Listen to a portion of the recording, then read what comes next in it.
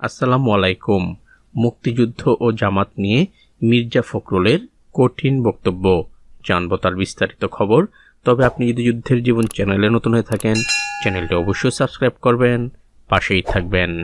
জামায়াতে ইসলামকে উদ্দেশ্য করে বিএনপির মহাসচিব মির্জা ফখরুল ইসলাম আলমগীর বলেছেন, আমরা যখন মহান মুক্তিযুদ্ধে যুদ্ধ করে মারা যাচ্ছিলাম তখন তারা পাকিস্তান সেনাবাহিনীদের সহযোগিতা করছিল।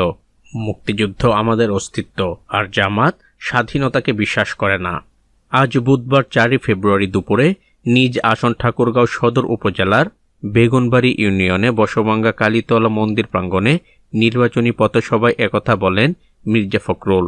তিনি বলেন, জামাতে ইসলামের সাথে আমাদের মূল পার্থক্য হচ্ছে যে তারা বাংলাদেশের স্বাধীনতাকে বিশ্বাস করে না, আর আমাদের শুরুই হচ্ছে বাংলাদেশের স্বাধীনতা দিয়ে।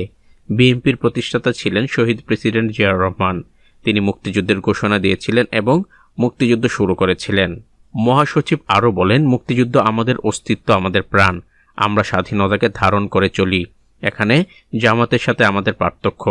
একথা তাদের বললেই তারা বলে অতীত সম্পর্কে কথা বলবেন না, কিন্তু অতীত তো আজ আসল ভিত্তি। মির্জা ফখরুল ইসলাম আলমগীর বলেন, আমরা বলতে চাই, আমরা হিন্দু, মুসলিম, বৌদ্ধ, খ্রিস্টান একসাথে যুদ্ধ করে এই দেশকে স্বাধীন করেছি। সেই মানুষগুলোকে আজকে এক হওয়া দরকার, কারণ আজকে প্রতিপক্ষ একটি দল দাঁড়িয়েছে, যে প্রতিপক্ষ আমাদের স্বাধীনতাকে বিশ্বাস করে না। মুক্তিযুদ্ধের সময় তারা যে এতগুলো মানুষকে মেরেছে, এজন্য তারা মাপও চায়নি। তিনি আরও বলেন, ঠাকুরগাঁওয়ে আমি বেশি আসতে পারিনি, কারণ আমাকে সারা বাংলাদেশের দলগুলোকে একত্রিত রাখার কাজ করতে হয়েছে। আমরা অনেক ত্যাগ স্বীকার করেছি। আমার বিরুদ্ধে 117টি মামলা দায়ের করা হয়েছে। 11 বারে 3.5 বছর জেলে গেছি, শুধুমাত্র অবাধ একটি ভোটের জন্য।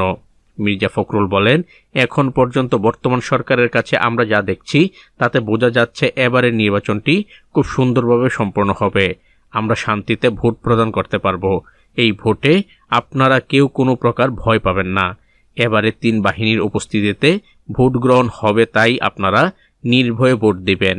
সেই সাথে বিএনপি আপনাদের সাথে সব সময় আছে এবং থাকবে। এ সময় ঠাকুরগাঁও সদর উপজেলা বিএনপির সভাপতি আব্দুল হামিদ সহ দলটির অঙ্গ সংগঠনের বিভিন্ন নেতাকর্মীরা উপস্থিত ছিলেন। তো আজ এ পর্যন্তই, দেখা হবে অন্য এক নতুন ভিডিওতে। ততক্ষণ পর্যন্ত সবাই ভালো থাকবেন, সুস্থ থাকবেন। আল্লাহ হাফেজ।